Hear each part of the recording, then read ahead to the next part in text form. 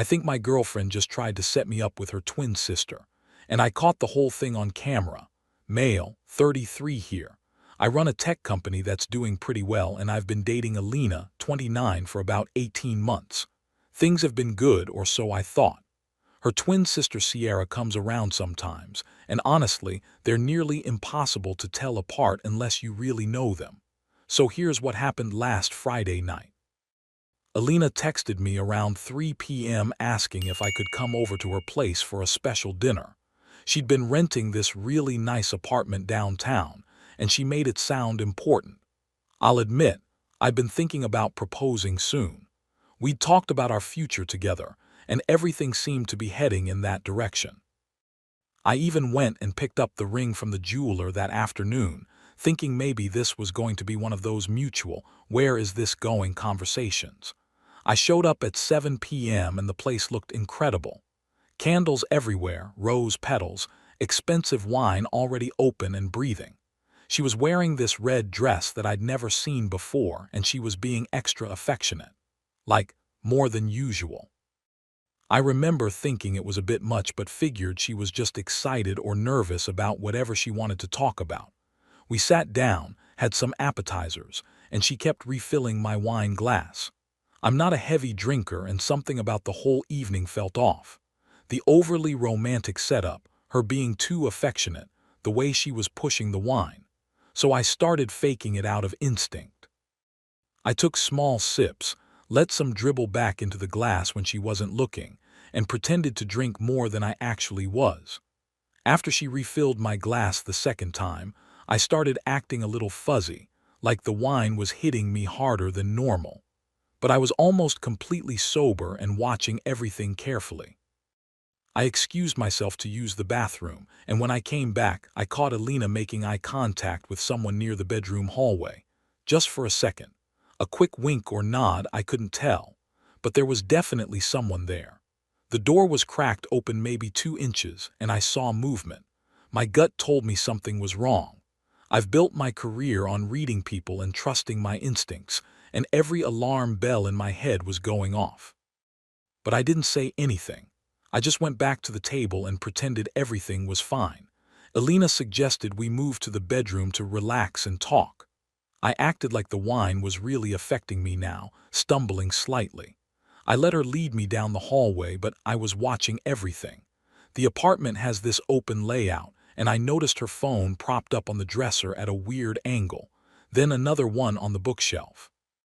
Both facing the bed. She helped me sit down and I played along. Let my head drop a bit, closed my eyes halfway. Just before I closed them completely, I saw her reach out and touch the doorframe twice, 2 quick taps, a signal.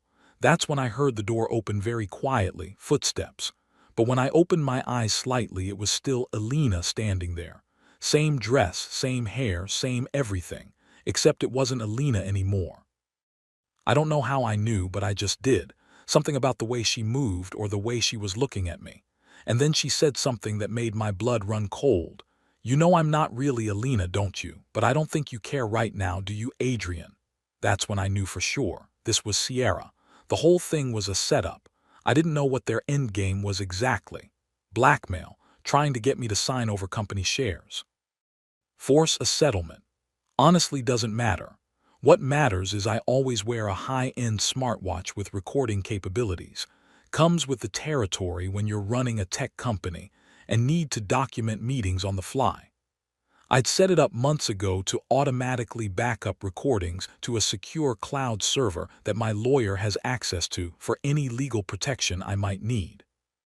When Sierra started touching my shoulder and leaning in close, I suddenly sat up straight and made sure my watch was clearly visible as I checked the time deliberately. "I think we've got enough footage, don't you?" The look on her face. Pure panic. She stepped back so fast she almost tripped. Then Alina came rushing in from wherever she'd been hiding, and both of them just froze. I stood up, walked over to the dresser, and picked up one of their phones. Sure enough, it was recording. I held it up to them. "So which one of you wants to explain what the plan was here? Get me drunk, have Sierra pretend to be you, film it, and then what? Threaten to leak it unless I gave you money, signed over equity. What was it?" They both started talking at once. Alina said it wasn't her idea, that Sierra had been pressuring her for months because Sierra needed money after some failed acting gigs. Sierra immediately shot back that Alina had planned the whole thing and promised her $50,000 to help. I just stood there and listened to them destroy each other for about 3 minutes. Then I showed them my smartwatch. This has been recording audio and video the entire night. Every word you've said, every move you've made. The room went completely silent, and it's all backed up to a secure server that my attorney and 2 board members have access to. The drugging, the impersonation, the attempted coercion, everything. I've never seen someone's face lose color that fast. Both of them just stared at me. I left the apartment, called my lawyer from the car, and drove straight to his office. We filed a police report that night and started building the case. I also posted a very carefully edited 30-second clip on social media showing Alina whispering to Sierra outside the bedroom door. You can clearly hear her say, "He's drugged. Switch in, film it all. Tomorrow he signs over the shares or we destroy him." The caption, "When you realize your relationship was a long con. It's been 3 days." My lawyer says we have an airtight case for attempted blackmail, conspiracy to commit fraud, and a few other charges I can't remember right now. Alina's been blowing up my phone, alternating between apologizing and threatening me. Sierra's apparently trying to cut a deal by throwing Alina under the bus completely. I'm okay, I think. Mostly just tired and angry and confused about how I missed all the signs earlier. The ring is in my desk drawer. I can't even look at it. Edit. Holy shit, this got way more attention than I expected. To everyone asking about the drug test, yes, I went to the ER that night and got blood work done. Even though I didn't drink much, the preliminary tox screen showed traces of a sedative that shouldn't have been there. The doctor said if I'd actually consumed the full amount they'd prepared, I would have been completely incapacitated. My lawyer has that documentation too. Update 1. I honestly didn't think I'd be back here so soon, but the past few days have been absolutely insane and I need to get this out somewhere. Also, a lot of you had questions that I want to address. So here's what's happened since Friday. The police took my report seriously, especially after my lawyer submitted all the evidence. The video recording from my smartwatch, the voice recordings, the tox screen results, everything. Turns out there was a sedative in my system that I definitely didn't consent to taking. My lawyer says that alone is a serious crime, even before you get to the blackmail and fraud stuff. Saturday morning, Alina showed up at my office building. Security called me before letting her up, and I told them to turn her away. She waited in the lobby for 2 hours. My assistant said she was crying, causing a scene, telling anyone who would listen that I was ruining her life over a misunderstanding. Eventually, building security escorted her out. That same afternoon, Sierra called me. I didn't answer. She left a voicemail that was basically her trying to negotiate. She said she'd testify against Alina if I dropped the charges against her. Said the whole thing was Alina's idea from the start, that she'd manipulated Sierra into helping by promising to pay off her debts. She even said Alina had been planning this for months, way before they executed it. My lawyer advised me not to respond at all. Let the DA's office handle it. They're apparently very interested in the case because it checks a lot of boxes for serious felonies. The social media post I made has gotten out of control, over 2 million views now, but something I didn't expect happened after the post went viral. One guy reached out to me. He said he dated Sierra 3 years ago and she tried something similar, but he got scared and just paid her $20,000 to make it go away. He never filed charges because he was embarrassed and didn't want it affecting his career. Now he's saying he wants to come forward as a witness if it'll help the case. My lawyer is setting up a call with him. On Tuesday, I got a letter from Alina's attorney. Not even the attorney she used to talk to about normal stuff, but some high-powered defense lawyer from downtown. The letter basically said that I had illegally recorded her in her home, violated her privacy, and that she was considering legal action against me for defamation and emotional distress. My lawyer almost laughed when he read it. He said it was a desperate move. In our state, you only need one-party consent for recording, and I was present for everything. Plus, recording someone in the commission of a crime is explicitly legal. He sent back a response that basically said, "See you in court, bring your checkbook." Wednesday was when things took another turn. I got a call from a detective asking if I could come in to give a formal statement. I went with my lawyer, and we spent 3 hours going through everything in detail. They had Sierra in another room doing the same thing, apparently. The detective told us that Sierra was cooperating fully and confirming everything I'd said. She even provided text messages between her and Alina going back 4 months showing the planning stages. In those texts, Alina laid out the whole plan. They'd researched how much equity I held in my company. They knew I'd been thinking about proposing. The scheme was simple but brutal. Get the footage, make it look like I was cheating, even violating Sierra, then use it to force me into transferring a large chunk of my shares to Alina. If I refused, they'd leak it to the press and tank the company's reputation right before our next funding round. Cold. Calculated. The detective also said they're looking into whether Alina might have done this to other men. I guess there are a few reports of similar situations, but nothing concrete. They decided to reopen those cases after my lawyer told them about the guy who had reached out to me. I left the station feeling sick, like actually nauseous, because I loved this person. I was going to ask her to marry me. I'd imagined our future together, kids, the whole thing, and she saw me as a mark, a target, someone to be used and discarded. The company is fine, though. I had to brief the board on what happened. They've been supportive and made it clear that this doesn't change anything professionally. Last night, around 2 a.m., I got a text from an unknown number. It was Alina, using someone else's phone since I'd blocked her. The message said, "You're going to regret humiliating me like this. I'll make sure everyone knows what kind of person you really are. You think you're so smart, but you have no idea what's coming." I forwarded it straight to my lawyer and the police. They said it could be used as evidence of witness intimidation or harassment, and we might be able to get a restraining order. They reached out to her lawyer this morning and told them to get their client under control. I also found out today that Alina got fired from her job. She worked in PR for a luxury hotel chain, and apparently her bosses saw the social media post. They didn't want someone with pending criminal charges representing their brand. Sierra never had a stable job to lose, so that didn't affect her much. The preliminary hearing is scheduled for 3 weeks from now. My lawyer says it's basically a formality at this point given the evidence, but it's still going to be stressful seeing them both there. Anyway, that's where things stand. I'll update again after the hearing. Update 2. The preliminary hearing was yesterday. I've been putting off writing this update because honestly, I needed time to process what happened. It was a lot. Before I get to the hearing itself, something happened a few days after Alina sent me that text I need to mention.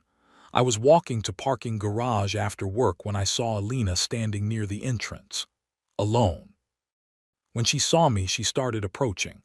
"Adrian, please just listen for 1 minute." I tried to keep walking, but she blocked my way. "This has destroyed everything," she said. Her voice was quiet, almost broken. "My family won't talk to me. I lost my job. I have nothing left. Please just drop the charges," she said in a rush, like she was afraid I'd walk away at any moment, and now her voice had an edge to it too. "You've already ruined my life. Isn't that enough? Do you really need to see me in prison? You drugged me. You and your sister planned to blackmail me. You threatened me. Those are crimes, Alina. This isn't about revenge, it's about consequences." "Consequences," she laughed, but it sounded hollow. "You want to talk about consequences? Fine. But remember this moment when you're alone in 5 years, still paranoid, still unable to trust anyone. You think I'm the only one paying a price here?" I didn't fall for that. I just looked her dead in the eye and said, "Alina, walk away now, or I'm calling security." She stared at me for a few more seconds, then turned and walked away. I immediately pulled out my phone and made a note of the encounter, including the time and what was said. Then I called my lawyer. We're filing for that restraining order today. Move forward to the hearing. I got to the courthouse early with my lawyer. We prepared extensively, gone through potential questions, reviewed all the evidence. I felt ready, or as ready as I could be. Then I saw them. Alina and Sierra were there with their respective attorneys, sitting on opposite sides of the waiting area. They wouldn't even look at each other. The tension was so thick you could cut it with a knife. Alina looked terrible, like she hadn't slept in weeks. Sierra looked angry, jaw clenched, arms crossed. The hearing itself was pretty straightforward from a legal perspective. The prosecution presented the evidence. The video recording from my smartwatch, the voice recordings, the text messages between Alina and Sierra, my talk screen results, everything. My lawyer had warned me that even though it seemed like a slam dunk, we had to take it seriously. Alina's lawyer tried to argue that I'd entrapped her, that I'd orchestrated the whole situation to make her look bad because I wanted an excuse to break up. It was such obvious bullshit that even the judge looked skeptical. The evidence was too overwhelming. Sierra's lawyer went a completely different direction. Full cooperation. Sierra testified against Alina, confirming every detail of the plan. She brought additional text messages and even a recorded phone call where Alina explained exactly how they'd split the money once they got it from me. Sierra played the victim card hard, saying she'd been coerced and manipulated by her sister her entire life. I don't buy it for a second, but her testimony definitely helped the prosecution's case. Here's where it got intense, because things escalated between Alina and Sierra. During another testimony section, Sierra said something about how Alina had always been jealous of her acting career and used this scheme as a way to feel powerful. Alina snapped, started yelling across the courtroom about how Sierra had begged her for money for years and that this was Sierra's idea from the beginning. The judge had to call for order. Both of their attorneys looked mortified. It was a complete disaster for their defense, but it was also just sad to watch. These were two people who'd apparently been close their entire lives, and now they were tearing each other apart in open court. After about 4 hours total, the judge made her ruling. Probable cause was found for charges against both of them: conspiracy to commit fraud, attempted extortion, administration of a controlled substance without consent, and a few other charges I'm forgetting. They're both being arraigned next month. Alina's bail was set pretty high because of the threatening texts she'd sent me. Sierra's was lower because of her cooperation. Both of them posted bail within a few hours through family, apparently. My lawyer was pleased with how it went. He said the prosecution has a strong case, and if it goes to trial, we'd likely win. But he also said there's a good chance Alina will take a plea deal once she realizes how bad this looks. I left the courthouse feeling empty. People keep telling me I should feel vindicated or relieved, but I don't.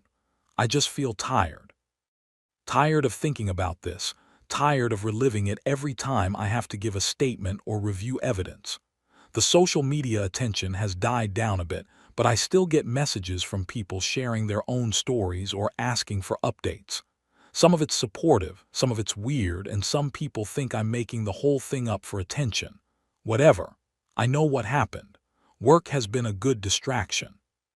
We closed a major deal last week, and the company's growing faster than projected.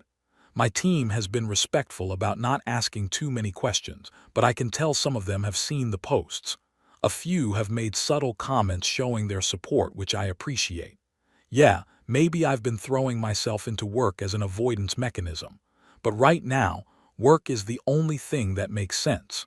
The only thing I can control. The ring is still in my desk drawer.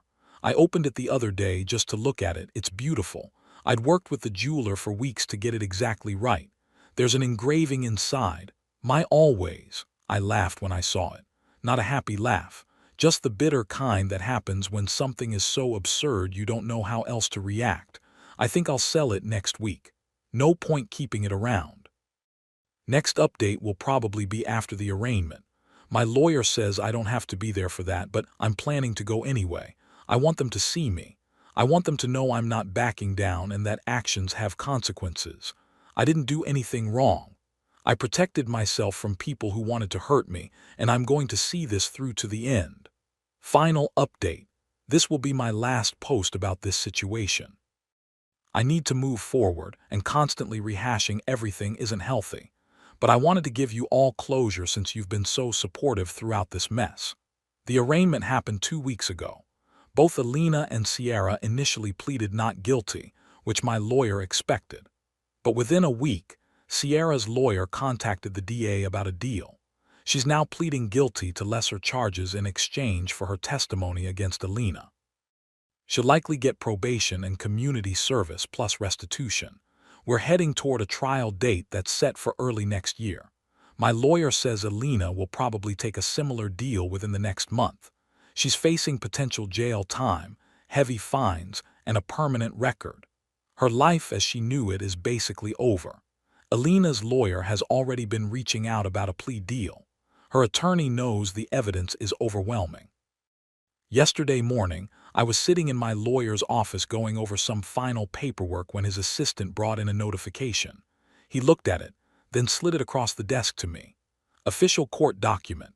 The State v. Morrison, Alina and Morrison, Sierra, criminal charges formally filed.